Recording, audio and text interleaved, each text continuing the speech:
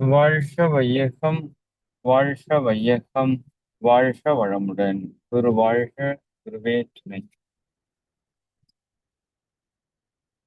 எல்லாம் வல்ல அருட்பேராற்றலையும் அதன் அனைத்து தன்மாற்ற நிலைகளையும் ஒரு சேர நினைந்து நன்றியுணர்வோடு வணங்கிக் கொள்வோம்.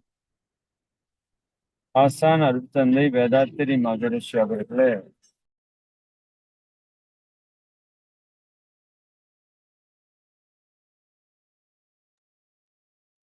நம்மோடு சூக்குமமாக நிறைந்திருந்து இன்றைய தெய்வீக நிகழ்வுகள் அனைத்தையும் மிக சிறப்பாக நிகழ்த்தி கொடுப்பார்களாம். வாழ்க வளமுடன். வாழ்க வளமுடன்.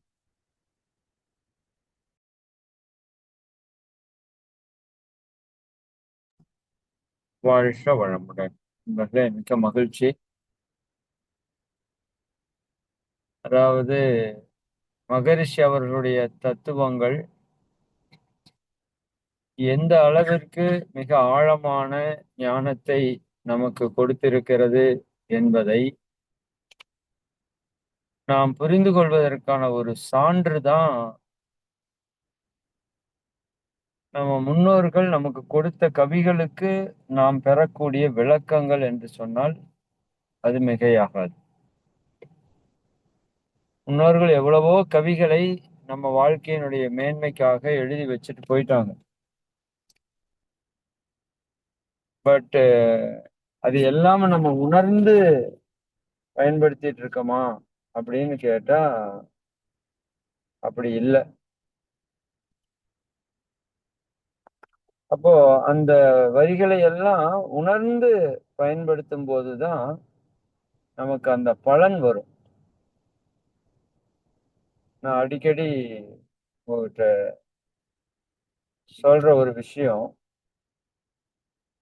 சிவபுராணம் நம்ம எல்லாருமே படிச்சிருப்போம் இல்லையா? நம்ம எல்லாருக்குமே சிலருக்கு மனப்பாடமா கூட அந்த பாடல்கள் தெரியறதுக்கு வாய்ப்பு இருக்கு. சரிங்களா? அப்ப அந்த பாட்டுல கடைசியா அவர் எப்படி முடிக்கிறார் அப்படின்னா, அல்லல் பிறவி அறுப்பானே ஓ என்று சொல்லற்கு அறியானை சொல்லித் திருவடிக்கு சொல்லிய பாட்டின் பொருளுணர்ந்து சொல்லுவார். சொல்லிய பாட்டின் பொருளுணர்ந்து சொல்லுவார் செல்வர் சிவபுரத்தின் உள்ளார் சிவனடி கீழ் வல்லோரும் ஏத்த பணிந்து அப்படின்னு முடிக்கிறார். அப்போ சொல்லிய பாட்டின் பொருள் உணர்ந்து சொல்லும் போதுதான் அந்த வரிக்கு ஆழம் ஆழமாக இருக்கு. பொதுவா நிறைய பேர் எப்படி பாடுறோம் அப்படின்னா, அந்த பாட்டை பாடுறது நல்லது, அதுக்குன்னு பாடுறது சரியில்லைன்னு நான் சொல்ல வரல. ஒண்ணுமே பாடாம இருக்கிறதுக்கு சிவபுராணத்தையோ கந்த சஷ்டி கவசத்தையோ கந்த குரு கவசத்தையோ இன்னும் பல்வேறு பக்தி பாடல்களை நாம பாடுவது, அகவல் பாராயணம் செய்வது எல்லாமே ஆகச்சிறந்த விஷயங்கள், மாற்று கருத்து இல்லை. பட் இன்னும் நம்ம அதை அடுத்த தன்மைக்கு எடுத்துட்டு போகணும் அப்படின்னா அந்த பாட்டினுடைய பொருளை உணர்ந்து நாம பாடுறதுக்கு ஆரம்பிக்கணும். அதற்கப்புறம் இன்னொன்னு இருக்கு. அப்புறம் அந்த பாட்டினுடைய பொருளை உணர்ந்திருக்கிறோம் இல்லையா, உணர்ந்தபடி வாழ்வதற்கு ஆரம்பிக்கணும். அதுதான் இறுதி நிலை. அப்போ நாம் அது வாழ்றது இறுதி நிலைன்னா அது பொருள் உணரணும் இல்ல, அப்பதானே அதன்படி வாழ முடியும். இப்போ பசித்து புசி அப்படின்னு ஒண்ணு தெரியணும் ஃபர்ஸ்ட். ரெண்டாவது, ஏன் பசித்து புசிக்கணும் அப்படிங்கிற பொருள் நமக்கு சரியா புரியணும், உணரக்கு வரணும். அப்ப அதனுடைய சிறப்பை எல்லாம் உணரும் போது நான் பசித்து மட்டும்தான் புசிக்கணும் அந்த நிலைக்கு வரணும். அப்பதான் மருந்தென வேண்டாவாம் யாக்கைக்கு நிலையை நம்ம அடைய முடியும். நிறைய பேருக்கு இப்போ பசித்து புசியே தெரியாது இல்லையா? இன்னும் நிறைய பேருக்கு அது தெரிஞ்சாலும் அது உணர்வுபூர்வமா விளக்கம் தெரியாது. ஏன் பசித்து புசிக்கணும், பசித்து புசிக்கலைன்னா என்ன ஆகும், பசிக்காம புசிச்சா என்ன ஆகும், பசிச்சு ருசிக்காம இருக்கிறப்ப என்ன நடக்குது அப்படிங்கிற விஷயம் எல்லாம் தெரியாது. ஒரு சிலருக்கு இது விஷயமே தெரியாது. ஒரு சிலருக்கு ஞானம் இல்ல. அத பத்தின உணர்வு இல்ல. அதனால பெரும்பாலான மக்கள் இதை கடைபிடிக்கல. அப்போ ஞானிகள் இந்த பாடல்களை கொடுத்தது முதல்ல நீங்க பாராயணம் பண்ணணும். சின்ன வயது குழந்தைகளுக்கு இப்ப நான் சொல்ற வரி புரியாது. ஆதி மூலமே அருவாய் உருவாய் நீ அடியனை காத்திட.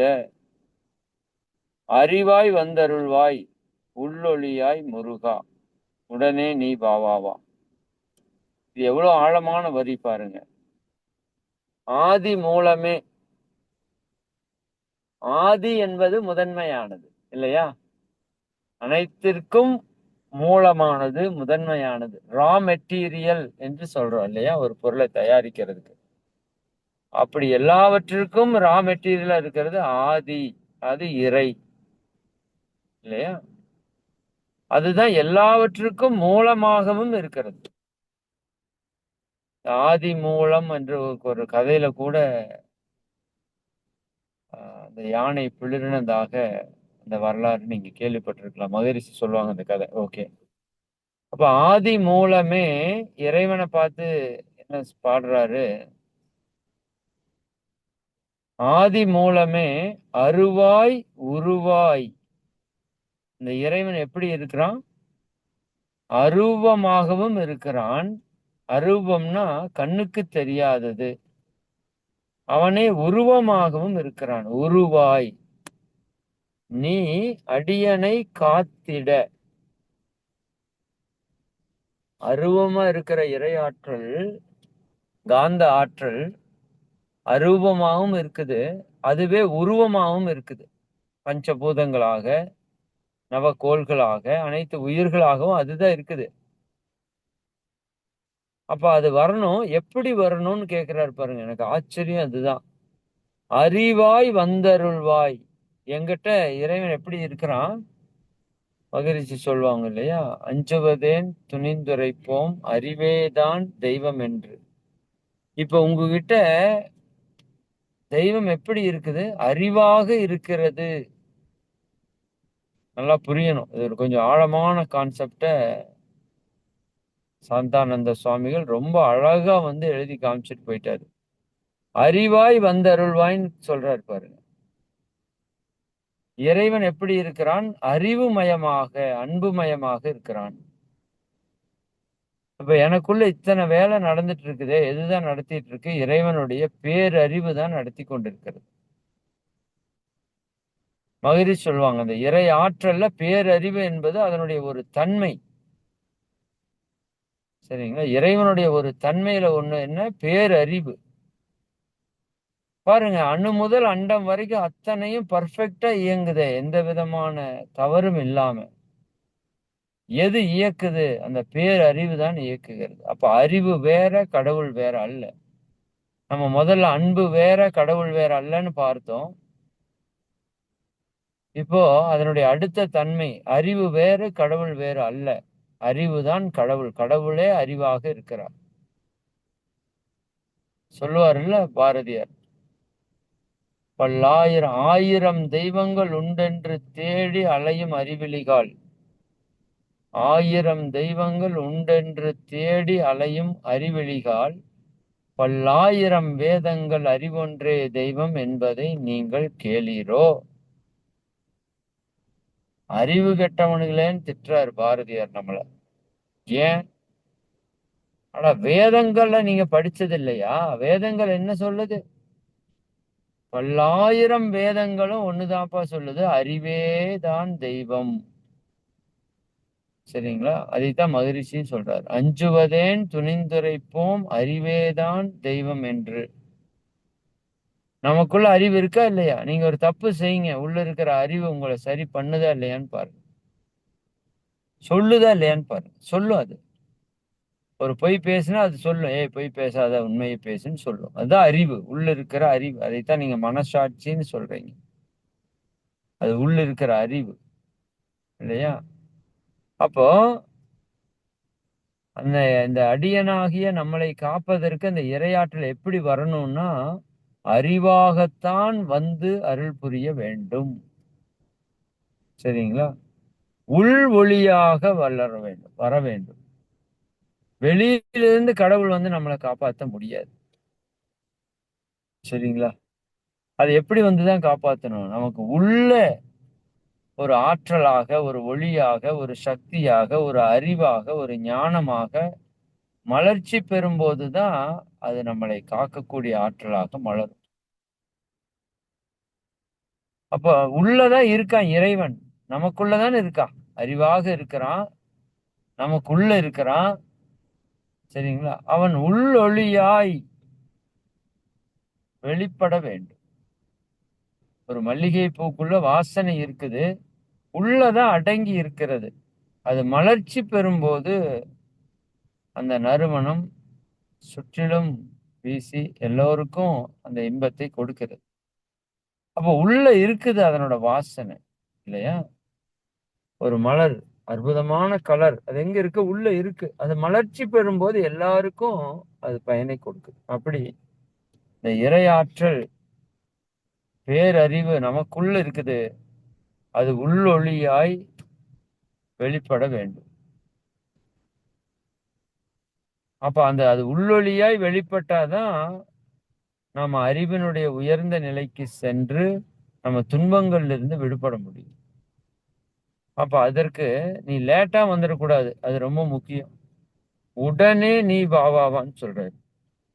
ஆதி மூலமே இறைவா, இங்க காந்தம் வேற, இறைவன் வேற அல்ல. காந்தத்தையே இறைவனாக வைத்து அவர் பாடுறாரு. ஆக்சுவலா சுத்த இறைவனுடைய தன்மை சுத்த வெளி. அந்த இறைவனுடைய அடுத்த நிலை காந்தம். அப்ப காந்தம்ங்கிறது இறைவன்கிறது வேற அல்ல. இறைவனே காந்தமாக இருக்கிறான். காந்தமே இறைவனாக இருக்கிறான். உதாரணத்திற்கு காற்று இருக்குது. இப்ப நீங்க நம்ம சுத்தி காற்று இருக்குல்ல? காற்று இருக்குது. சரி. இப்போ ஒரு இடத்துல சுழல் காற்று சுத்திட்டு இருக்குன்னு வச்சுக்கோங்க. சரிங்களா? இப்ப நம்மளை சுற்றியும் காற்று இருக்குது. நம்மளை சுற்றியும் அந்த உணர்வு நமக்கு பெருசா தெரியாது. பட் ஒரு சுழல் காற்று இருக்குது அப்படின்னா என்ன ஆகும்? அது நல்லா தெரியும் நமக்கு. சரிங்களா? அது போல இப்ப காற்று வேற, சுழல் காற்று வேறயா அப்படின்னு கேட்டா இல்ல. காற்று தான் சுழல் காற்றாகவும் இருக்கிறது. சரியா? அப்போ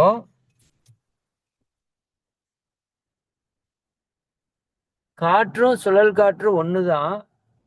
பட் இது சுழன்று கொண்டு இருக்கிறது, அது சுழலாமல் இருக்கிறது. இவ்வளவுதான் அதுக்கான வித்தியாசம். சரிங்களா? அது போல இயங்கிக் கொண்டிருக்கின்ற இறையாற்றல் என்பது காந்தம். இயக்கமற்றிருக்கிற இறையாற்றல் என்பது சுத்தவெளி. இதை நீங்க புரியணும். ரெண்டுலயும் நீங்க கன்ஃபியூஸ் ஆயிடக்கூடாது. சுத்த வெளியாகிய இறையாற்றலே தான் அது இயங்குற தன்மைக்கு வரும்போது காந்தமாக மாறி. ஆமா. அப்போ ஆதி மூலமாக இருக்கிற அந்த இறையாற்றல் அது அரூபமாக இருக்கிறது. அரூபம்னா கண்ணுக்கு தெரியாது. அதுவே உருவமாகவும் இருக்கிறது. நீ அருவாய் உருவாய் அடியனை காத்திட அறிவாய் வந்தருள்வாய் என்று சொல்கிறார். அறிவாகத்தான் இறையாற்றல் வரணும் நமக்கு. உள்ளொளியாய் முருகா உடனே நீ வா. உடனடியா நீ வரணும். ஏன்னா இப்ப அவ்வளவு பிரச்சனைகள் போயிட்டு இருக்கு இல்லையா?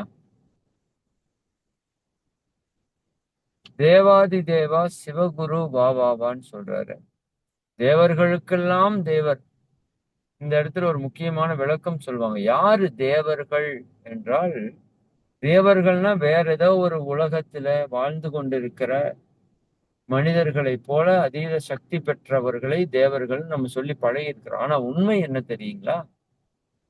எந்த ஒரு மனிதன் தெய்வத்தன்மையை உணர்கிறானோ அவனுக்கு பேர் தான் தேவன். ஆக்சுவலா கரெக்டான பேரு தெய்வம் அவர் என்று உணர்ந்தவர் பேர் தெய்வர். நல்லா புரியணும். இப்ப நம்ம எல்லாம் இந்த உடல் நானுன்னு நினைச்சிட்டு இருக்கோம் இல்லையா? இந்த உடல் நானுன்னு நினைச்சிட்டு இருக்கிறது நரன் அகம் என்று எண்ணிக்கொண்டிருப்பவர்கள் நரகர்கள். நம்ம எல்லாம் நரகத்தில் இருக்கிறோம். நரன் அகம். சரிங்களா? அது நரகாசுரன் அப்படிங்கிற வார்த்தை கூட அதுல இருந்து வந்ததுதான். இந்த உடலை தான் என்று நினைத்து கொண்டிருப்பவர்கள் சாதாரண மனிதர்கள். சரிங்களா? உலகம் கடந்து, இந்த ஜடம் கடந்து எல்லாமே அணுக்களினுடைய கூட்டு தான். நானும் அணுக்களுடைய கூட்டு தான். இந்த எல்லா உயிர்களும் அணுக்களுடைய கூட்டு தான். இந்த பிரபஞ்சம் முழுக்க அணுக்களுடைய கூட்டு தான் என்று உணர்ந்தவர்களுக்கு பேரு விண்ணவர்கள். விண் அவர் என்று உணர்ந்தவர் விண்ணவர். இந்த விண்ணுக்கு இன்னொரு வார்த்தை வான். சரிங்களா? விண்ணுன்னு நம்ம சொல்றோம், வானம்னு சொல்றோம் இல்லையா? வான். வான் என்றால் விண் என்று அர்த்தம். அப்ப அந்த வான் ஆகிய விண்ணை தான் என்று உணர்ந்தவர் வானவர். பிரம்மம் அவர் என்று உணர்ந்தவர் பிராமணர். சரிங்களா? அப்ப தெய்வம் அவர். நான் தெய்வம்னு உணர்ந்தவங்க பேரை யாரு? தெய்வர்கள். சரிங்களா? அப்ப நம்ம தெய்வ நிலை உணரும் போது நம்ம எல்லாருமே தேவர்கள் ஆகலாம். 33 தேவர்கள்னு சொல்றோம் இல்லையா?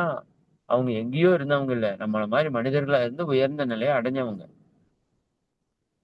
அப்ப அந்த அந்த தெய்வர்கள் அவர்களுக்கெல்லாம் தெய்வம் எது? அந்த இறையாற்றல், காந்த ஆற்றல். தேவாதி தேவோ அப்படின்னு சொல்றாரு. தேவர்களுக்கெல்லாம் தேவர்களாக தெய்வமாக இருக்கக்கூடிய அந்த இறையாற்றலே நீங்க வாங்கன்னு சொல்லி கூப்பிடுறாரு. இப்ப இதுல ஒரு மிகப்பெரிய ஒரு ரகசியம் ஒண்ணு இருக்குது. வா வா வான்னா கூப்பிட்டா வந்துருவாரா அப்படி நிறைய பேருக்கு ஒரு டவுட் இருக்கு. நம்ம மன்றங்கள்ல அருள் காப்பு போடுங்க அப்படின்னு சொன்னா அருள் காப்பு நடந்துருமா, ஆக்சிடென்ட் ஆகாதா அப்படிம்பாங்க ஒரு சிலர். வாழ்த்துங்கம்மா பழிக்குன்னு சொன்னா வாழ்த்துனா பழிச்சிருமா அப்படி எல்லாம் சொல்லுவாங்க. ஏன்னா அவங்களுக்கு அந்த பவர்ஸ் எல்லாம் யூஸ் பண்ணி பழக்கம் இல்லையில. சரிங்களா? அது யூஸ் பண்ணி பழகுனா தானே தெரியும். செய்வன வைக்கிறவனுக்கு தெரியும். ஏன்னா அவன் கெட்ட சக்தி ஏவி ஏவி பழகி இருக்கான். நல்ல சக்தி என்ன வேலை செய்யணும் அவனுக்கு தெரியும். நமக்கு எந்த பழக்கம் இல்லை. அதனால இறைவா நீ வான்னு கூப்பிட்டா அவர் வந்துருவாரா? இதுக்கு நிறைய நம்ம கதைகள் புராணங்கள் இது எல்லாமே நம்ம பார்த்திருக்கிறோம். ஆனா உண்மை என்ன? இறையாற்றல் எங்கும் இருக்கிறது, எல்லாமாகவும் இருக்கிறது. நீங்க கூப்பிட்டா நிச்சயமா அந்த இறையாற்றல் வரும். ஏன்னா நம்ம மனதாகவும் அதுதான் இருக்கிறது. மனதினுடைய அடித்தளத்திலும் இறையாற்றல் தான் இருக்கு. அப்ப நீங்க உங்க மனதுல என்ன நினைத்தாலும் இறைவனுக்கு போய் சேர்ந்துடும். நல்லா புரிஞ்சுக்கணும். சரி, நிறைய பேர் இது ஒரு பிரச்சனை இருக்கு. இறைவனுக்கு இந்த லாங்குவேஜ் தெரியாது, அந்த லாங்குவேஜ்ல தான் பண்ணணும், இந்த லாங்குவேஜ்ல தான் பண்ணணும்னு. லாங்குவேஜே வர்றதுக்கு முன்னாடி இறையாற்றல் இருந்ததா இல்லையா? சரிங்க, லாங்குவேஜ் எல்லாம் நம்ம வந்ததுக்கு அப்புறம் கண்டுபிடிச்சதுதான் மொழிகள் இல்லையா? இறைவன் உணர்வுல உணரக்கூடிய தன்மை பெற்றவன். அவனுக்கு மொழிகள் ஒரு பெரிய விஷயம் கிடையாது. சரிங்களா? அப்போ 100 மொழி பேசுற ஆளை ஒரு இடத்துல உட்கார வச்சுட்டு எல்லாரையும் பிரேயர் பண்ணுங்கன்னு சொன்னா பிரேயர் பண்ணுவாங்களா மாட்டாங்களா? பண்ணுவாங்க. இப்ப எல்லாருடைய பிரேயரும் இறைவனுக்கு போகுமா போகாதா? போகும். எப்படி? சரிங்களா? 100 பேரோட லாங்குவேஜ் இறைவனுக்கு தெரியும். அப்ப 100 லாங்குவேஜ் இறைவன் கத்திருக்கிறானா போய் ஸ்கூல்ல அப்படின்னா அப்படி இல்லை. நம்ம மனதினோட உணர்வுகள் எல்லாமே இறையாற்றலால உணரக்கூடியது. எப்படி இந்த கோடிங் வேர்டு எழுதுறாங்கல்ல எல்லா பக்கம் காமனா சிஸ்டத்துக்கு, அந்த மாதிரி நம்ம மனதில் நினைக்கிற உணர்வுகள் இறையாற்றலுக்கு உணர்வாக தட்டிடும். ஏன்னா இறையாற்றல் தான் நம்ம மனசாக இருக்குது. இது ரொம்ப ஆழமான ஒரு விஷயம். சரிங்களா? பேச வருது. அப்ப அவர் என்ன சொல்றாரு? தேவாதி தேவோ சிவகுரு பாபாவான்னு சொன்னா இறைவன் வந்துருவானா? அப்படி நிறைய பேருக்கு டவுட் இருக்கு. சரிங்களா? அந்த டவுட் தேவையில்லை. ஏன்னா நீங்க கூப்பிட்டா இறையாற்றல் வரும். இது நம்ம அருள் காப்பு சொல்றப்ப, காயகல்பம் நடத்துறப்ப எக்ஸ்பெரிமெண்டலாவே பண்ணி காமிப்போம். நம்ம தியானத்துல ஒரு வார்த்தை சொல்லுவோம், அருட்பேராற்றல் இரவும் பகலும் எல்லா நேரங்களிலும் அருள் காப்பு சொல்லிட்டு, அதுக்கு முன்னாடி நாம் அமர்ந்துள்ள இடத்தை சுற்றிலும் நல்ல தெய்வீக ஆற்றலே நிரம்பின என்று சொல்லுவோம். நிறைய பேர் இது ஏதோ சும்மா ஒரு வார்த்தைன்னு நினைச்சிட்டாங்க. இது வார்த்தை கிடையாது.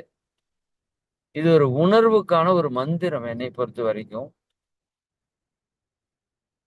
நாம் அமர்ந்துள்ள இடத்தை சுற்றிலும் நல்ல தெய்வீக ஆற்றலே நிரம்பின அப்படின்னு சொன்னா, அந்த ஆற்றல் நிரம்புறத நம்மளால ஃபீல் பண்ண முடியும்.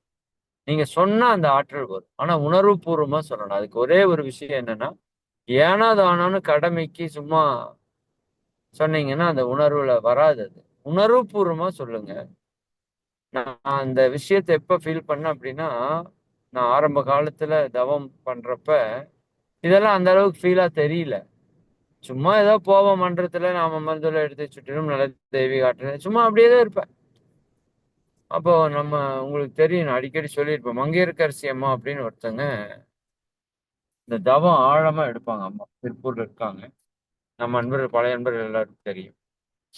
அவங்க தவம் எடுத்தாங்கன்னா, தவம் வேற மாதிரி இருக்கும். அவங்க வாழ்க்கை துணை தர்மலிங்கம் ஐயா, அவங்க அந்த தவம் அப்படி எடுப்பாங்க. அவங்க சொல்லுவாங்க அப்ப, அருட்பேராற்றல் இரவும் பகலும் அதெல்லாம் சொல்றப்போ, அருட்பேராற்றல் உடலிலே உயிரிலே அலையலையாக பாய்ந்து நிரம்பட்டுமெல்லாம் சொல்றப்போ, அவங்க அருட்பேராற்றலே வாங்க, அருட்பேராற்றலே வாங்க அப்படின்னு சொல்லுவாரு. அந்த வார்த்தை எனக்கு இன்னும் மனசுல ஓடிட்டே இருக்கு. முதல்ல எல்லாம் எனக்கு ஜோக்கா இருக்கு. என்னடா அருட்பேராற்றலே வாங்க, அருட்பேராற்றலே வாங்கன்னு கூப்பிட்டு இருக்கிறாரு. ஏதோ ஆளை கூப்பிடுற மாதிரி அப்படின்னு நான் நினைக்கிறது உண்டு. பட் ஆனா அதனோட பவர் என்னங்கிறது எனக்கு அப்புறம் தான் தெரிஞ்சு.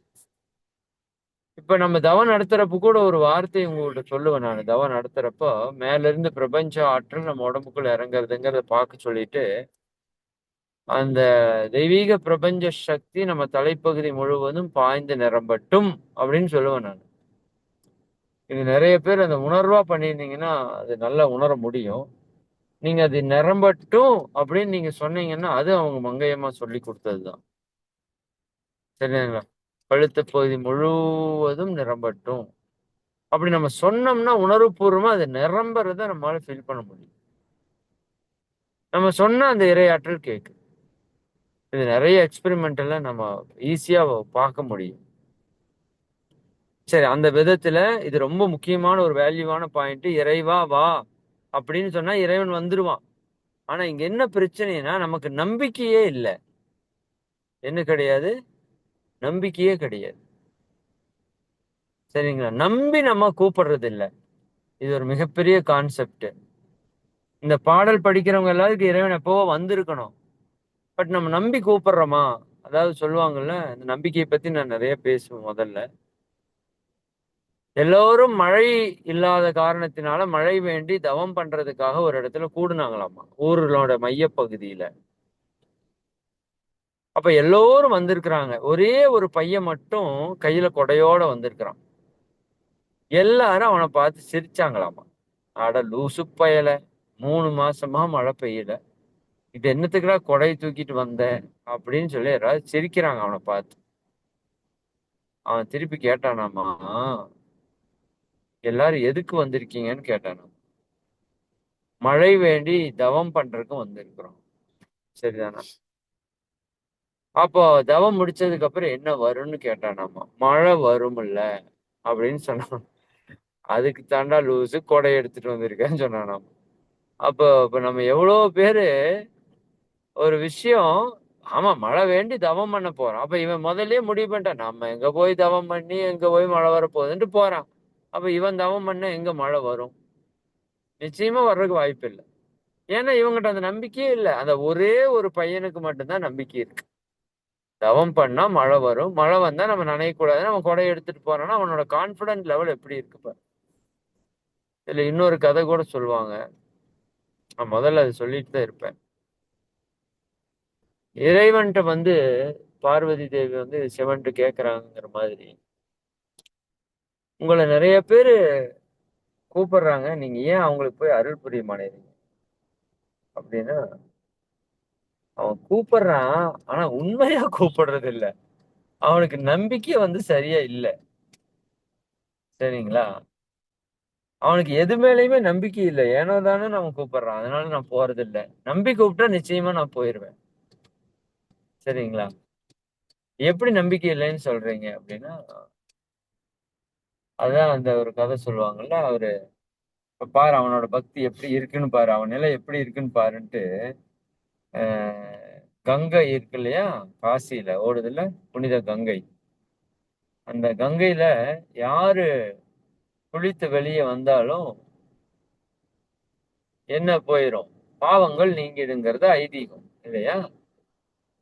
அப்ப எல்லாரும் அங்க போய் குளிக்கிறாங்க. அப்ப சிவன், பார்வதி 2 பேரும் வயசான தோற்றத்துல வந்துட்டு, சிவன் சொல்லிட்டாரு பார்வதி கிட்ட, "நீ போய் அந்த கரை ஓரத்துல நின்னுக்கோ. நான் ஆத்துல தத்தளிக்கிற மாரி தத்தளிக்கிறேன்.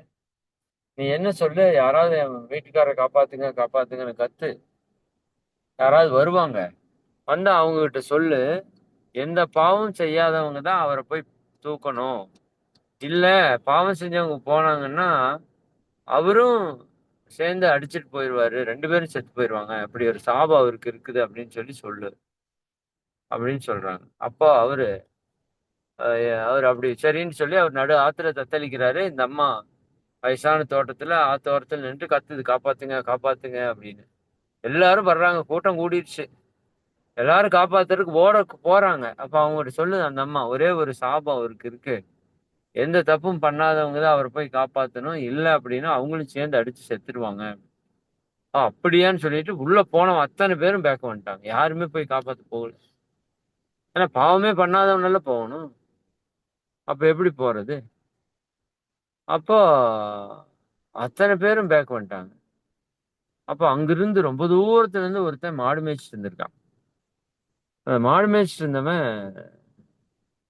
நேரா ஓடி வந்து இந்த அம்மா கத்துறத பார்த்துட்டு, அவரு தத்தளிக்கிறத பார்த்துட்டான். நேரா ஓடி வந்து ஆ அந்த ஆத்துல குதிச்சுட்டான். குதிச்சு அப்படியே நீந்தி போயி, அவரு தலைய பிடிச்சு இழுத்து, அப்படியே கொண்டாந்து கரை ஓரத்துல போட்டான். பெருங்கூட்டம் கூடி கிடக்குது. எல்லாருக்கும் ஒரே ஆச்சரியம். அவன பார்த்தா எப்படி பார்ப்பாங்க? யோசிச்சு பாருங்க. அவ்வளோ பெருங்கூட்டம் நிக்குது. எதுக்கு? யாருமே காப்பாத்த முடியாத மாரி நிக்குது. அப்ப பெரும் கூட்டத்துல இவன் ஒருத்தன் போய் குதிச்சு அவர காப்பாத்துறான் அப்படின்னா, அவருக்கு என்ன ஒரு பவர் இருக்கணும்? எவ்வளோ ஒரு கர்ம வினை இல்லாத ஒரு நபரா இருக்கணும். ஒரு பாவம் இல்லாத ஒரு நபர்னா நம்ம பார்க்க முடியுமா? யோசிக்க முடியுமான்னு எல்லாரும் பார்க்குறாங்க. ஆச்சரியமா பார்க்குறாங்க அவர. அப்புறம் அவர்ட்ட கேட்குறாங்க, "ஏப்பா இந்த அம்மா கத்திட்டே கிடக்குதேப்பா, பாவம் பண்ணவங்க உள்ள குதிச்சா செத்து போயிருவாங்கன்னு. அப்ப நீ ஒரு பாவம் கூட பண்ணவே இல்லையாப்பா?" அப்படின்னு எல்லாரும் ஆச்சரியமா கேட்குறாங்க. "அட ஏன் சாமி நீங்க வேற. நான் பண்ணாத பாவமே கிடையாது. எல்லா பாவமும் பண்ணிட்டு தான் இருக்கிறேன்." அப்படின்னோனே அவங்களுக்கு மறுபடியும் ஷாக்கு. என்னடா இது? சரி எல்லா பாவமும் பண்றவன் இவன் போய் குதிச்சு எப்புட்றா அவன் தூக்கிட்டு வர்றான், கூட்டிட்டு வர்றான்? எப்புட்றா அவனுக்கு இந்த வாய்ப்பு? அப்படின்னு கேட்டோனே, அப்புறம் அவன் சொன்னானாமா, "அது ஒண்ணும் இல்லப்பா. இது என்ன ஓடிட்டு இருக்குது? கங்கை நதி. இது என்ன புனித நதி. சிவனுடைய தலையிலிருந்து வரக்கூடிய நதி. அப்படி எல்லாம் சொல்றாங்கல்ல இந்த நதிய. இந்த நதியில குளிச்சு நீங்க மேல வந்தா என்ன போயிருங்கிறாங்க? பாவம் எல்லாம் போயிருங்க. இந்த இந்த நதியில மூழ்கி எழுந்தாலே உங்கள் பாவம் எல்லாம் போயிருங்கிறாங்க. நான் பண்ணாத பாவம் இல்ல. அத்தன பாவம் இருந்தது. நான் எதுல குதிக்கிறேன்? கங்கையில தானே குதிக்கிறேன். குதிச்சேன் கங்கையில. எல்லா பாவமும் போயிருச்சு. போய் இழுத்துட்டு வந்துட்டேன். அவ்வளவுதானே?" அப்படின்ட்டு போயிட்டான் அவன். இது பாருங்க எப்படின்னு. இப்ப நம்ம எல்லாரும் கங்கைக்கு போய் குளிச்சுக்கிறோம். எதுக்காக? பாவம் போறதுக்கு.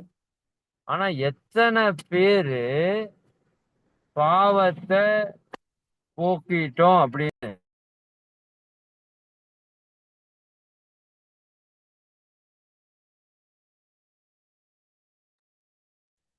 பாவத்த போக்கிட்டோம்னு எத்தன பேர் நம்ம வந்து நினைச்சு குளிக்கிறோம்னு நினைக்கிறீங்க? இது வேணா சத்தியம். இந்த மாதிரி நான் இதுக்கு இந்த நம்பிக்கைக்காகவே நான் நிறைய பேசிட்டு இருப்பேன். நம்ம எல்லாரும் நினைக்கிறோம் இறைவன் எங்கும் இருக்கிறான்னு சொல்லி நினைக்கிறோம். ஆனா நம்புறோங்கிறீங்களா? சத்தியமே கிடையாது. இதையும் நான் உங்களுக்கு பல இடங்கள்ல சொல்லியிருப்பேன்.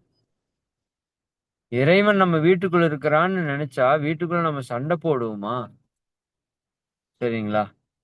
நான் சொல்லியிருப்பேன். வேதாத்திரி மகரிஷி நம்ம வீட்டுக்கு வந்துட்டாருன்னு வச்சுக்கோங்க இன்னைக்கு. இன்னைக்கு நைட்டு டின்னருக்கு வந்துட்டாரு. சரிங்களா? 8:30 மணிக்கு வர்றாரு. இப்ப வீட்டை நம்ம எப்படி வச்சிருப்போம்? மணி 7:15 ஆச்சு. 8:30க்கு வரேன்னு சொல்லிட்டாரு. 1 1/4 மணி நேரம். ஜூமை கட் பண்ணி தூக்கி வீசிட்டு இல்லையா?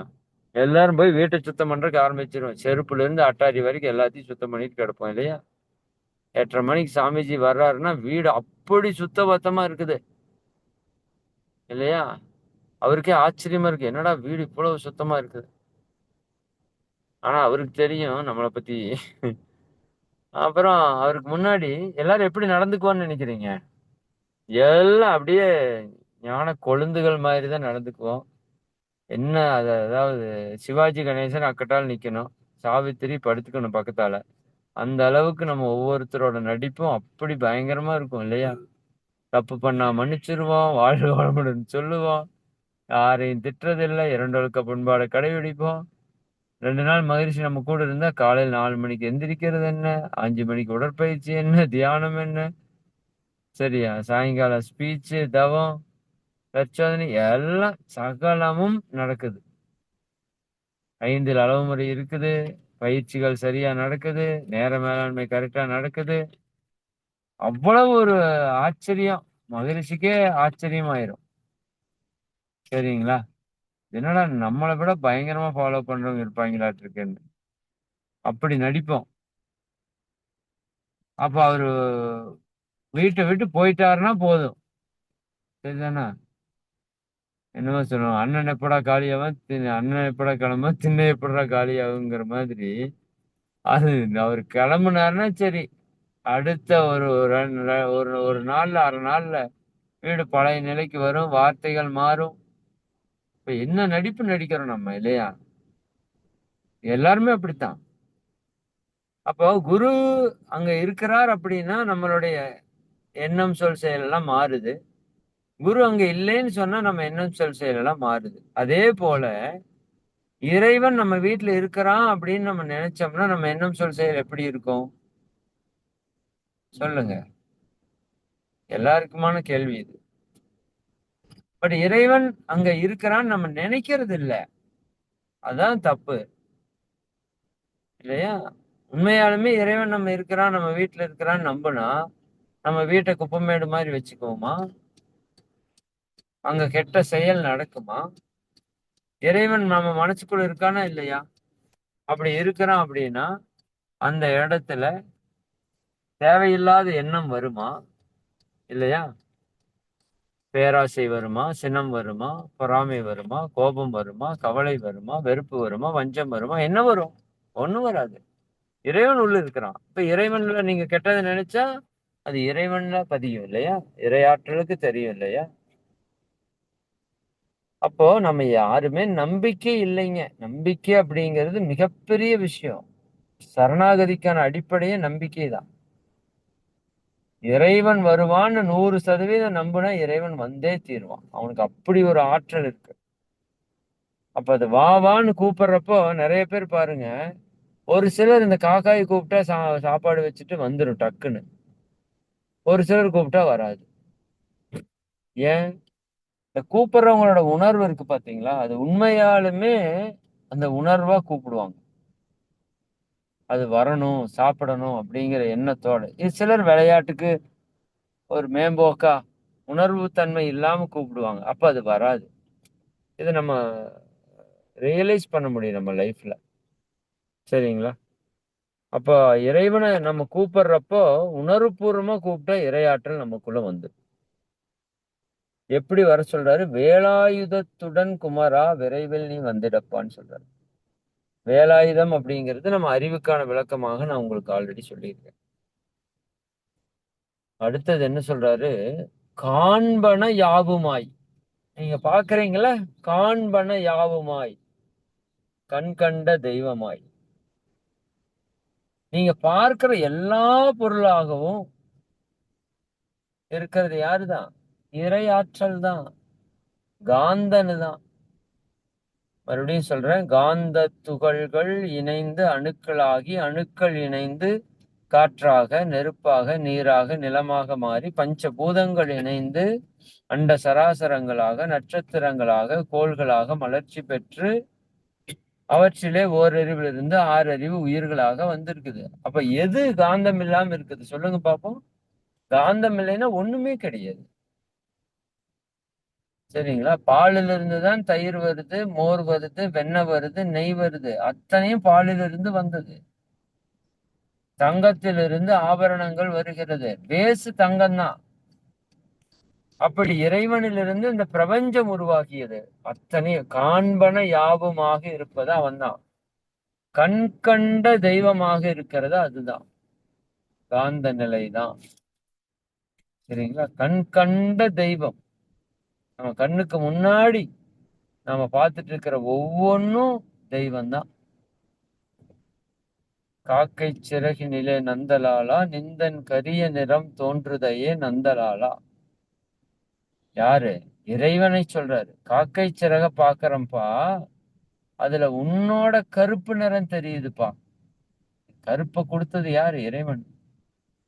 சரி, பார்க்கும் மரங்களெல்லாம் நந்தலாலா, நிந்தன் பச்சை நிறம் தோன்றுதையே நந்தலாலா. இந்த மரத்தையெல்லாம் பாக்குறேன், பச்சையா அழகா தெரியுது. அது யாரோட பச்சை? உன்னோட பச்சை. நீயே பச்சை. அப்படியே சொல்லிட்டே வர்றாரு. கடைசியா தீக்குள் விரலை வைத்தால் நந்தலாலா, நின்னை தீண்டும் இன்பம் தோன்றுது ஏன்னு சொல்றாரு. அட, தீக்குள்ள கொண்டு போய் விரலை வச்சா சுடுதுன்னு சொல்லல.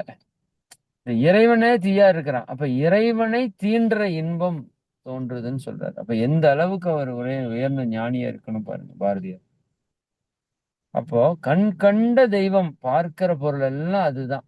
காண்பன யாவுமாய் கண் கண்ட தெய்வமாய், வேதச் சுடராய் மெய் கண்ட தெய்வமே. வேதம் என்றால் மறைபொருள். அதனுடைய உச்ச நிலை வேதச் சுடராய் மெய் கண்ட தெய்வமே. மெய் என்றால் உண்மை. உண்மை உணர்ந்த தெய்வமே, நீ என்ன பண்ணணும்னு சொல்றாரு பாருங்க. அதுதான் இதுல பியூட்டியே. மித்தையாம் இவ்வுலகை மித்தை என்று அறிந்திடச் செய். என்ன சொல்றாரு? மித்தையாம் இவ்வுலகை மித்தை என்று அறிந்திடச் செய். அதனையா மித்தை? நான் முதல்ல கூட வித்தையாம் இவ்வுலகை வித்தை என்று அறிந்திடச் செய் அப்படின்னு தான் படிச்சுட்டு வந்தேன். இந்த உலகமே வித்தை இல்லையா? வித்தை காட்டுவாங்கன்னு சொல்றாங்க இல்லையா? அந்த மாதிரி இறையாற்றல் என்ன பண்ணுது? எல்லாவற்றையும் ஒரு வித்தை போல, ஒரு நாடகம் போல நடத்தி காட்டுது இல்லையா? ஆனா உண்மை என்னன்னா, உண்மையான வார்த்தைய வரி என்னன்னா, மித்தை.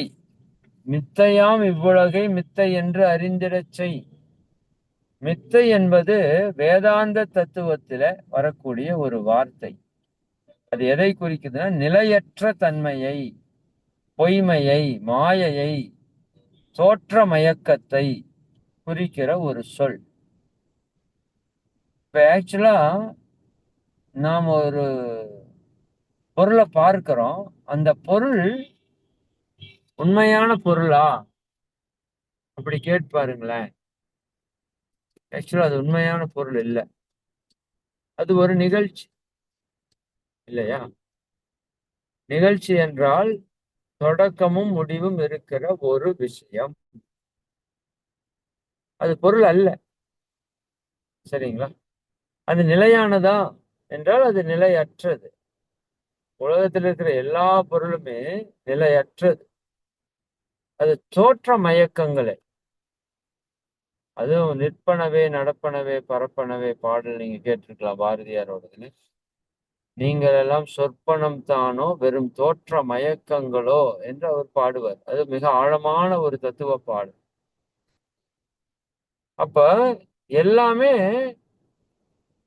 தோன்றி காலப்போக்கில் மாறி அழியக்கூடிய உலகியல் விஷயம். அதுதான் மித்தை. ஆனா மெய்ப்பொருள் எப்படிப்பட்டது என்றால், அது முழுமையானது, நிறைவானது, அழிவற்றது, நிலையானது, மாற்றத்திற்கு உட்படாதது. நான் சொன்னேன்ல, உண்மையானது, நிலையானது, தோற்ற மயக்கங்களுக்கு உட்படாத பொருள் தான் மெய்ப்பொருள். அப்ப இந்த உலகம் முழுக்க அந்த மெய்ப்பொருளுக்கு மாறாக இருக்கிற ஒரு தன்மையில இயங்கிட்டு இருக்கு. இல்லாததெல்லாம் இருப்பது போல தோன்றுவது இருக்கு ஆனா இல்லைன்னு சொல்லுவார்ல, அந்த மாதிரி இது எல்லாமே நம்ம உலகத்துக்குள்ள நாம பார்க்கிறது எல்லாமே நிலையற்றது. அப்ப மித்தையாம் இவ்வுலகை மித்தை என்று அறிந்திடச் செய். இந்த உலகத்தை நம்ம உண்மை உண்மை உண்மை உண்மையை நம்பிதான் நம்ம வாழ்க்கையே வீணா போச்சு இல்லையா?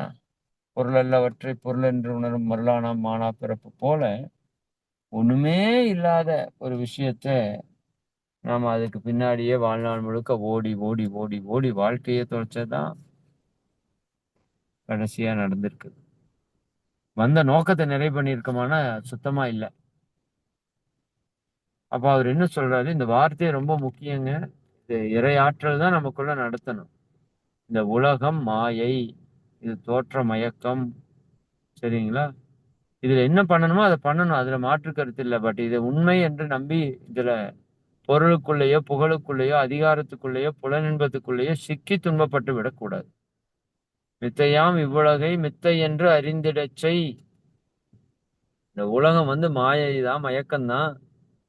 இது உண்மைத்தன்மை அற்றது, இது இறைவனுக்கு புறம்பானது, சரிங்களா? இறைத்தன்மை நிலையானது, நீடித்தது.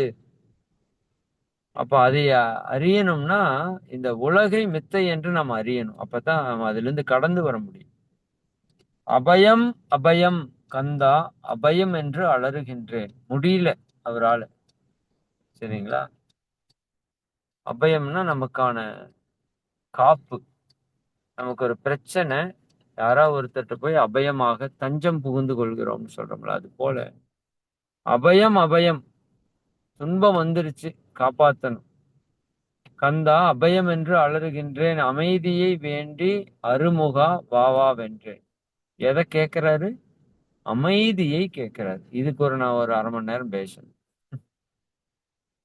ஏன்னா சும்மா இல்ல இந்த ஒவ்வொரு வார்த்தையும். அவர் என்ன கேட்கிறாரு? காசு பணத்தை கொடுக்க சொல்லல. நான் முன்னாடி சொன்ன மாதிரி கோடி கோடியா பணத்தை கொடுன்னு அவர் கேட்கல. இப்ப எங்கேயாவது கேட்டிருக்காரா கோடி கோடியா பணத்தை கொடு, எனக்கு வீட்டை கட்டி கொடு, கல்யாணம் பண்ணி கொடு, குழந்தை பெத்து கொடு? இல்லையா? ஏதாவது கேட்டிருக்காருன்னா இல்ல. அறிவை கொடு, அன்பை கொடு, அமைதியை கொடு, இல்லையா? அதுதானே வேணும். அப்ப அமைதியை வேண்டி அருமுகா வாவா வென்றேன். அமைதி வேணும் எனக்கு, மன அமைதி. ஏன்னா இறை ஆற்றல் எப்படி இருக்குது? அமைதியாக இருக்கு. அப்ப அமைதி என்பது இறைத்தன்மையினுடைய ஒரு குணம்.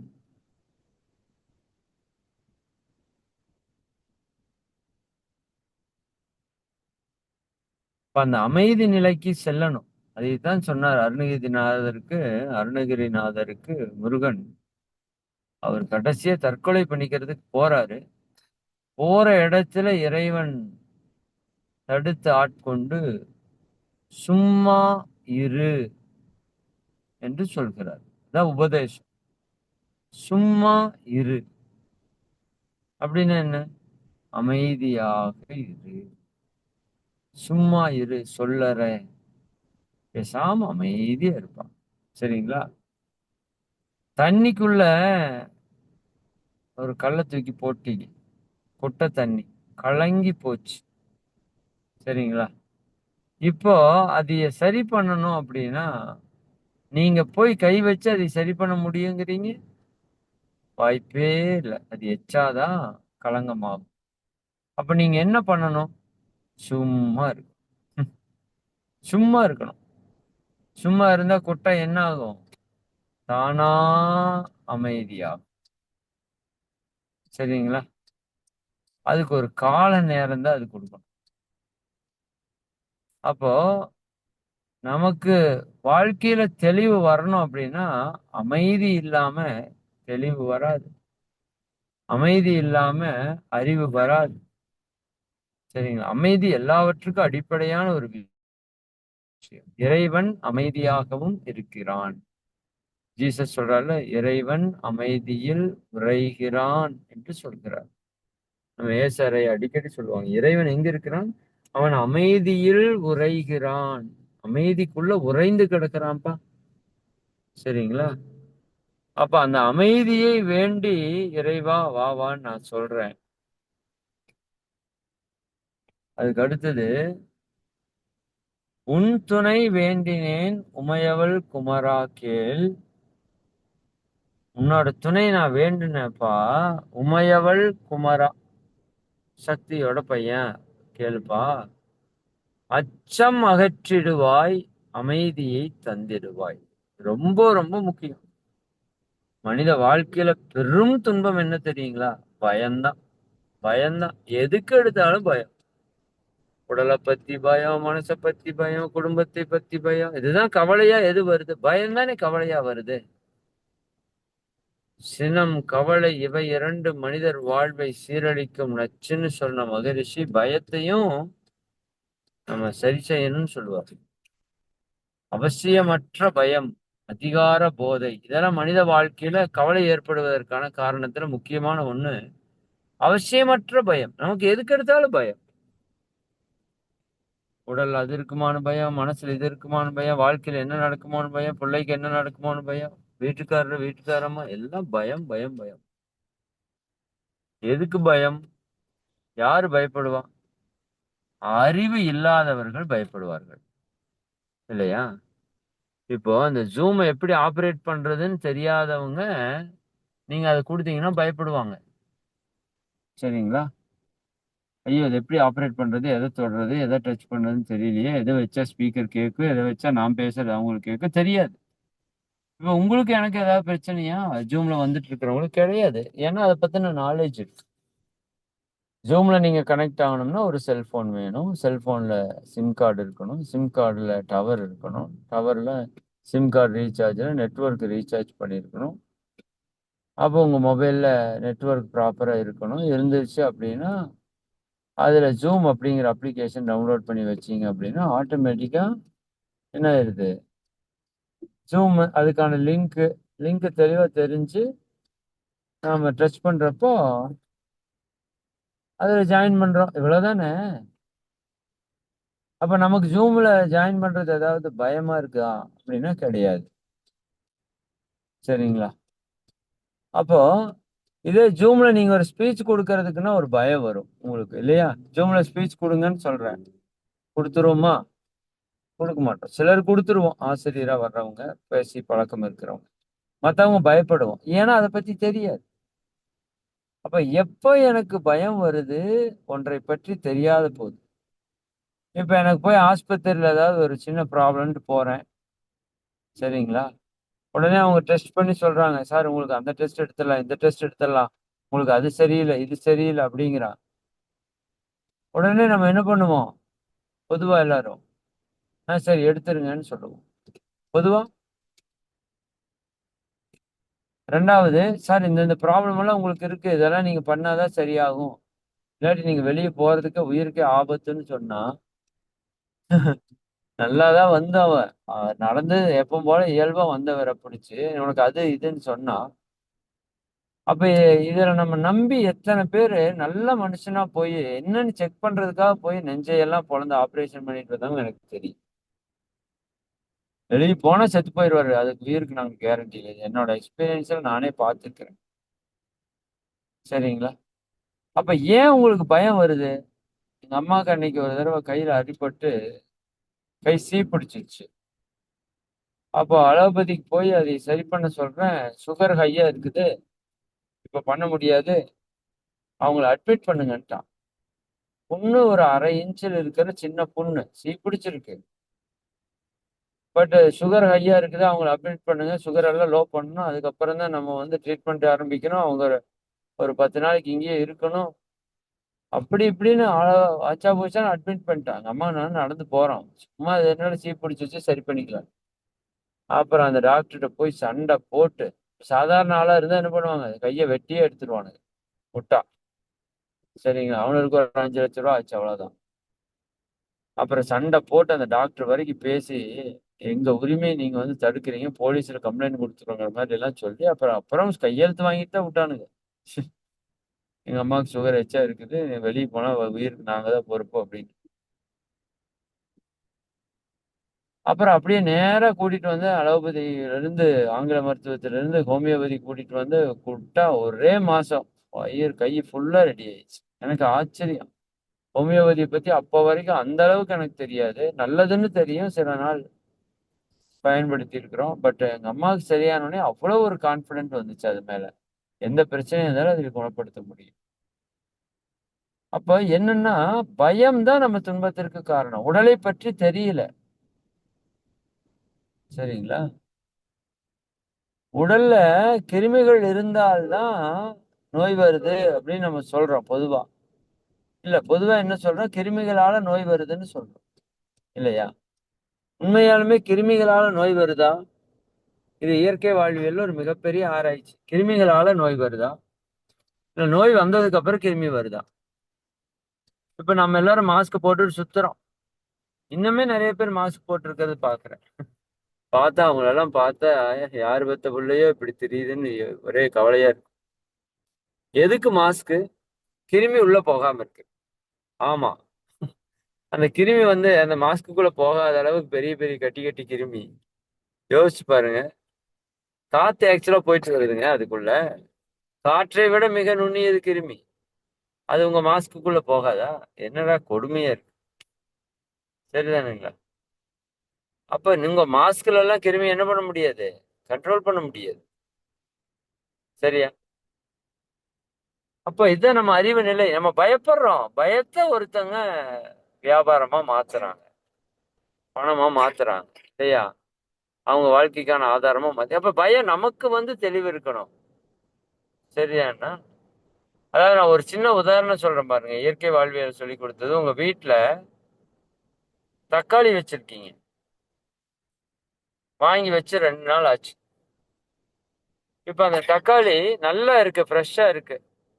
சரிங்களா? இப்ப அந்த தக்காளியில கிருமி வருமா? வராது. ஃப்ரெஷ்ஷா வச்சிருந்தா வராது. சரிங்களா? இப்ப 4 நாள் ஆயிருச்சு. அதுல ஒரு பாதி தக்காளி கிளீன் பண்ணிட்டீங்க, வச்சு சாப்பிட்டீங்க. இன்னொரு பாதி தக்காளி இருக்கு. இப்ப அதுல ஒரு தக்காளி அப்படியே கெட்டு போகுது. அடிபட்டிருக்கு போல. அது அப்படியே கெட்டு போகுது. நீங்க பாக்குறீங்க. அது அப்படியே கெட்டு போகுது, கெட்டு போகுது, கெட்டு போயிடுச்சு. கெட்டு போன உடனேயும் ஒரு சில மணி நேரத்துல அங்க கிருமி வந்துரும். பார்த்திருக்கீங்களா? அந்த தக்காளியுடைய உயிராற்றல் எங்கெல்லாம் குறையுதோ அந்த கெட்டு போற இடத்துல கெட்டு போறதுன்னா என்ன உயிராற்றல் ஓட்டம் குறைஞ்சு போச்சு. அப்போ அது வந்து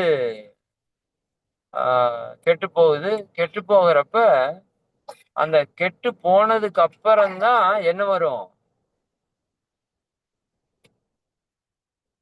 கிருமி வரும். கவனிச்சு பாருங்க. கெட்டு போனதுக்கு அப்புறம் தான் கிருமி வரும். ஆக்சுவலா கிருமி வந்து கெட்டு போறது இல்ல. நல்லா புரியணும். கெட்டு போனதுக்கு அப்புறம் தான் கிருமி வரும். சரிங்களா? கெட்ட வாசம் வந்ததுக்கு அப்புறம் அது கெட்டு போறது இல்ல. வாசம் வந்ததுக்கு சாரி அது கெட்டு போனதுக்கு அப்புறம் தான் கெட்ட வாசம் வரும். அது உங்களுக்கு ஓகே தானே? தக்காளி நார்மலா வச்சிருக்கீங்க, வாசம் வராது. ஃபர்ஸ்ட் நாள் கொஞ்சம் கெட்டு போகுது அப்படின்னா உடனே வாசம் வராது. அடுத்த நாள் அல்லது கொஞ்ச நேரம் கழிச்சு தான் அந்த ஸ்மெல் வரும். அப்ப கெட்டு போனதுக்கு அப்புறம் தான் ஸ்மெல் வருது. அது மாதிரி கெட்டு போனதுக்கு அப்புறம் தான் கிருமி வருது. எதுக்காக அந்த கிருமி வருதுன்னா அது ஒரு பெரிய விஷயம் பாருங்க. அந்த கெட்டு போனதை சாப்பிட்டு சுத்தம் பண்றதுக்காக கிருமி வருது. பாருங்க, செத்து போன உடல்ல புழு வரும். உயிராற்றல் இல்லாத உடம்புல புழு வரும். கவனிச்சிருக்கீங்களா? நார்மலான உடல்ல அவ்வளவு சீக்கிரம் வராது புழு. அப்போ கெட்டுப்போன உடம்புல புழு வருதுன்னா என்ன ரீசனுக்காக வருது? அது அது என்ன ரீசனுக்காக வருது அப்படின்னா அந்த அதைய டீகம்போஸ் பண்றதுக்காக வருது. அந்த உடலை மறுசீரமைப்பு பண்ணி தூய்மை பண்றதுக்காக வருது இல்லையா? அப்போ இந்த தத்துவம் தெளிவா தெரிஞ்சவங்க நீங்க பயப்பட வேண்டிய அவசியம்னா பயப்பட மாட்டாங்க. இப்ப நிறைய பேர் கொரோனா டைம்ல தடுப்பூசி போட்டாங்க. தடுப்பூசி போட்டாங்க இல்லையா? ஆக்சுவலா நான் போடல. என் ஃபேமிலி யாருக்கும் போடல. ஏன் போடல? ஏன்னா நமக்கு ஒரு தெளிவு இருக்கு. கொரோனாங்கிறது என்ன? ஒரு கிருமியால வந்துச்சுக்கிறாங்க. ஆக்சுவலா கிருமியால அது வர்றதுக்கு வாய்ப்பு இல்லை ஒண்ணு. சரிங்களா? அப்படியே கிருமி வந்தாலும் உங்க உடம்புல கழிவு இருந்தா மட்டும்தான் அந்த கிருமி உள்ள தங்க முடியும். சரிங்களா? உங்க உங்க வீட்டை நீங்க பரிசுத்தமா வச்சிருங்க. 100 கிருமி கொண்டாந்து உள்ள விடுங்க, தங்கிருமா பார்ப்போம்? தங்காது. இல்லையா? அதே சமயம் நம்ம உடம்பு கெட்டு போயிருந்ததுன்னா எல்லா கிருமியுமே வந்து தங்கறக்க ஆரம்பிக்கும். அப்ப தூய்மை இருக்கிற இடத்துல கிருமிக்கு வேலை இல்லை. கெட்டு போன இடத்துல கிருமிக்கு தான் வேலை. சரிங்களா? அப்போ ஒரு பிரச்சனை வந்ததுக்கு அப்புறம் தான் கிருமி வரணும் அப்படிங்கிற கான்செப்டை நான் தெளிவா என்னோட அறிவுக்கு அண்டர்ஸ்டாண்ட் பண்ணி வச்சிருக்கேன். சரி, அதே சமயம் தடுப்பூசிங்கிறது என்ன அப்படின்னா, எந்த நோய் வருதோ அந்த நோய் கிருமியை எடுத்து அதை ஒரு ப்ராசஸ் பண்ணி டைலூட் பண்ணி அதே நோய் கிருமியை நம்ம உடம்புக்குள்ள செலுத்துற நிகழ்ச்சிக்கு பேரு தான் தடுப்பூசி போடுறது. நீங்க போய் நெட்ல சர்ச் பண்ணி பாருங்க. இல்லையா? அந்த ஊசியில என்ன இருக்குதுன்னா கிருமிகளை தான் நம்ம உடம்புக்குள்ள அனுப்புறோம். என்ன, அந்த கிருமி நிறைய வந்து தாக்கம் வர்றதுக்கு முன்னாடியே கொஞ்சம் கிருமி எடுத்து நம்ம உடம்புக்குள்ள அனுப்புன உடனேயும் இந்த உடம்பு அதற்கு எதிராக ஃபார்முலாவை கண்டுபிடிச்சு வச்சுக்குது. அப்போ அடுத்த முறை அந்த நோய் வரும்போது அது காப்பாத்திருதுன்னு சொல்றோம். இதுதான் தடுப்பூசியோட ஃபார்முலா. சரிதானுங்களா? ஆனா அதுல என்ன ஒரு சிக்கல் நடக்குதுன்னா, நீங்க தடுப்பூசி போடும்போது நம்ம உடம்புல இன்னும் பல இம்யூனிட்டி பவர்ஸ் என்ன ஆயிருது? கெட்டு போயிருது. ஒரு தடுப்பூசியால பல நோய்களுக்கான இம்யூனிட்டி பவரை நம்ம உடைச்சிடறோம். அதுதான் எங்க பிரச்சனை. சரிங்களா? அதனாலதான் நிறைய பேர் வந்து தடுப்பூசி போட வேண்டாம்னு சொல்றாங்க. சரி, இந்த தத்துவம் புரிஞ்சிருச்சுன்னா நீங்க தடுப்பூசி பத்தி பயப்பட வேண்டிய அவசியம் இல்லையே. கொரோனா வந்தாலும் எது வந்தாலும் என் உடல் ஆரோக்கியமா இருக்குது. எதுக்காக சொல்ல வந்தேன்னா, பயம், அச்சம் அகற்றிடுவாய்ன்னு சொல்ற மாதிரி அது சும்மா இல்ல. நீங்க வாழ்க்கையை பற்றிய தெளிவு நமக்கு வரணும். உடலை பற்றிய தெளிவு இருக்கிறவனுக்கு உடலை பற்றிய பயம் வராது. வாழ்க்கையை பற்றிய தெளிவு இருக்கிறவனுக்கு வாழ்க்கையை பற்றிய பயம் வராது. இப்ப நம்ம எல்லாருக்கும் வாழ்க்கையை பற்றிய பயம். ஏன்னா வாழ்க்கையை பற்றிய தெளிவு இல்லை. இறைவன் என்னோட வாழ்க்கையை எப்படி நடத்துறான், இறைவனுக்கு எனக்கு என்ன தொடர்பு, நான் என்ன செயல் செய்யறனோ அதுக்கு விளைவாக இறையாற்றல் இன்ப துன்பத்தை கொடுத்து என்னை காப்பாத்திட்டு இருக்கு, அல்லது துன்பத்தை கொடுத்து என்னை வழிநடத்திட்டு இருக்குதுங்கிற ஒரு புரிதல் வந்தா நமக்கு எதுக்கு பயம்? அப்ப இறையாற்றலை புரியறதுங்கிறது தான் இந்த அச்சம் அகற்றிடுவாய் அப்படிங்கிற ஒரு வார்த்தைக்கான விளக்கம். அடுத்தது மறுபடியும் சொல்றாரு பாருங்க, அமைதியை தந்திடுவாய், அச்சம் அகற்றிடுவாய். அதுக்கு அடுத்து என்ன சொல்றாரு? அமைதியை தந்திடுவாய். மறுபடியும் கேட்கிறாரு, அமைதியை கொடுப்பா. ஏன்னா அச்சம் இருக்கிற இடத்துல அமைதி வராது. இதை இன்னும் நல்லா மனசுல வச்சுக்கோங்க. சினம், கவலை, பயம், வெறுப்பு இதெல்லாம் இருக்கிற இடத்துல என்ன வராது? அமைதி வராது. வேண்டியது உன் அருளே. அவர் என்ன வேண்டாரு? இந்த 2 வரியோட முடிச்சுக்குவோம். வேண்டியது உன் அருளே. நான் என்ன வேண்டுனேன்? வேற ஒண்ணு நான் கேட்கலப்பா. உன்னோட அருள், இறைவனோட அருள், அது ஒண்ணு இருந்தா போதும். எல்லாம் எல்லாம் தானா நடக்கும். சரிங்களா?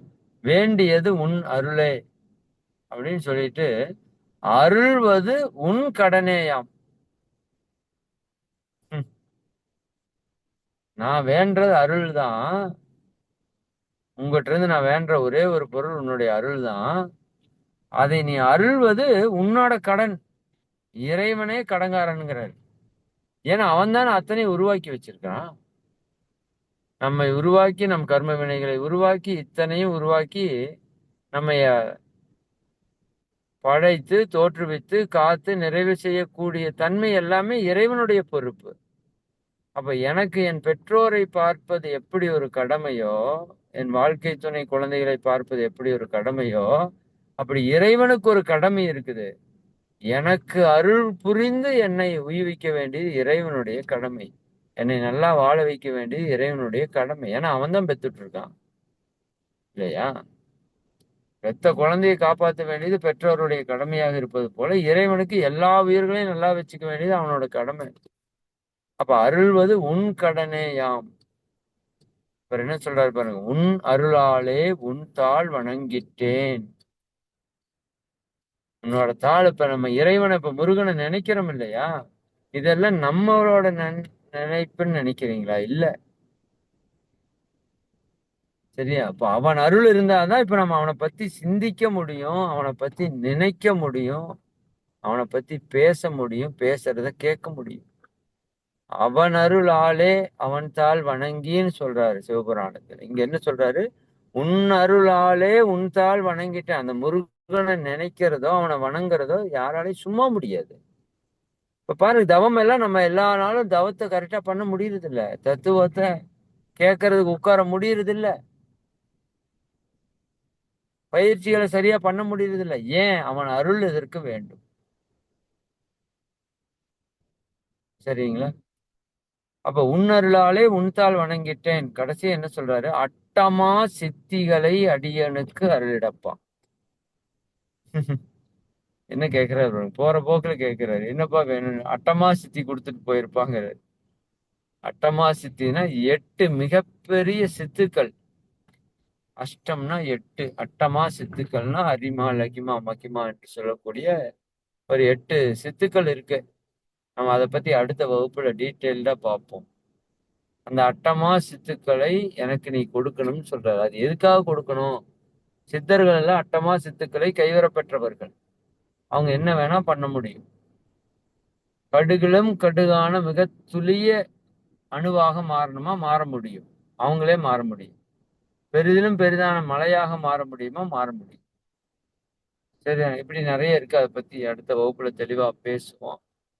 மகிழ்ச்சி. அட்டமா சித்திகளே அடியனுக்கு அல்லது எதுக்காக கேட்டாங்கன்னா, கர்ம வினையை கழிக்கிறதுக்கு அட்டமா சித்துக்கள் பயன்படும். ஆனா நம்ம கையில கிடைச்சா கர்ம வினையை கூட்டிடுவோம். சரிங்களா? சரி, ஓகே. 50 வரியாவது முடிக்கணும்னு நினைச்சேன். 15 வரிகள் தான் முடிச்சிருக்கிறேன்.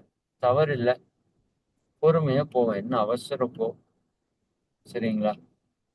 நிச்சயமா இந்த விஷயத்த கொஞ்சம் ஆழமா சிந்தனைக்கு எடுத்து அந்த ஒவ்வொரு வரியிலையும் அவர் சொல்ற வாழ்க்கைய, வார்த்தைய வாழ்க்கையா நம்ம வாழ்றதுக்கு ஆரம்பிக்கும். சரிங்களா? அப்ப இந்த இந்த வாரம் ரொம்ப ஒரு 15 வரிகளா இருந்தாலும் ரொம்ப ஆழமான வரிகள். அதை நல்லா சிந்தித்து செயல்படுத்துவோம்னு சொல்லி நாம இந்த உரையை நிறைவு செய்வோம். அருட்பேராற்றல் கருணையினால் நீங்களும் உங்கள் அன்பு குடும்ப உறுப்பினர்கள் அனைவரும் உடல் நலம், நீலாயுள், நிறை செல்வம், உயர் புகழ், மெய்ஞானம் ஓங்கி 16 செல்வமும் நிறைவாக பெற்று வாழ்க வளமுடன், வாழ்க வளமுடன், வாழ்க வளமுடன். மிக்க மகிழ்ச்சி. அனைவருக்கும் நன்றி. நண்பர்களுக்கு சில முக்கிய அறிவிப்புகள். அதாவது வருகின்ற மார்ச் 29ஆம் தேதி, இன்னையிலிருந்து கரெக்டா 10 நாள் தான் இருக்கு, 11 நாள் இருக்கு. சரிங்களா? அதுக்கு நீங்க எல்லாரும் குடும்பத்தோட வந்து கலந்துக்கங்கன்னு அடிக்கடி நான் சொல்லிட்டே இருக்கிறேன். வாய்ப்பு இருக்கிறவங்க எல்லாரும் வந்து நிச்சயமா அதுல கலந்துக்கோங்க. அதே போல அதுக்கு நேம் ரெஜிஸ்டர் பண்ணணும். அப்பதான் நமக்கு வந்து நம்ம எவ்வளவு பேர் வர்றாங்க அப்படின்னு நமக்கு தெரியும். நாம் ஒரு லிங்க் அனுப்பிச்சிருப்போம் அந்த ஐஎஸ்எம் யோகா அப்படிங்கிற வெப்சைட்ல. உள்ள போனீங்க அப்படின்னா அந்த வியூ ஈவெண்ட் அப்படின்னு ஒரு ஆப்ஷன் காமிக்கும், பாக்ஸ் மாதிரி போட்டு. அது கீழே அப்கமிங் ஈவெண்ட் அப்படின்னு ஒரு ஆப்ஷனும் காமிக்கும். சரிங்களா? அப்ப அதுக்குள்ள போய் நீங்க கீழே பார்த்தீங்கன்னா இந்த ஆனந்த யோகா ட்ரைனிங் 1 லெவல் அப்படின்னு போட்டிருக்காங்கல்ல. ஆஹா,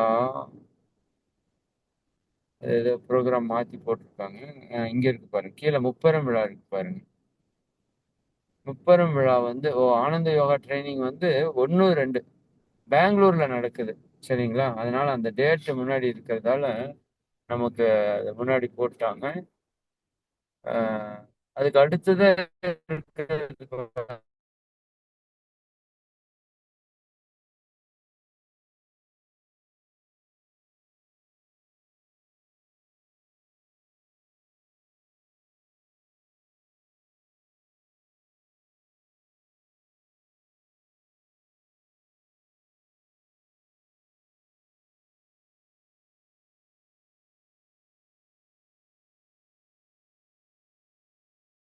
சரிங்களா? அதுக்கு வர போறாங்கன்னு பார்த்து அதுக்கு தகுந்த மாதிரி ஏற்பாடு பண்ண முடியும். நீங்க உங்களோட நண்பர்கள், சொந்த பந்தங்கள் எல்லாரையும் இந்த நிகழ்ச்சிக்கு கூட்டிட்டு வரலாம். சரிங்களா? வாய்ப்பை பயன்படுத்திக்கோங்க.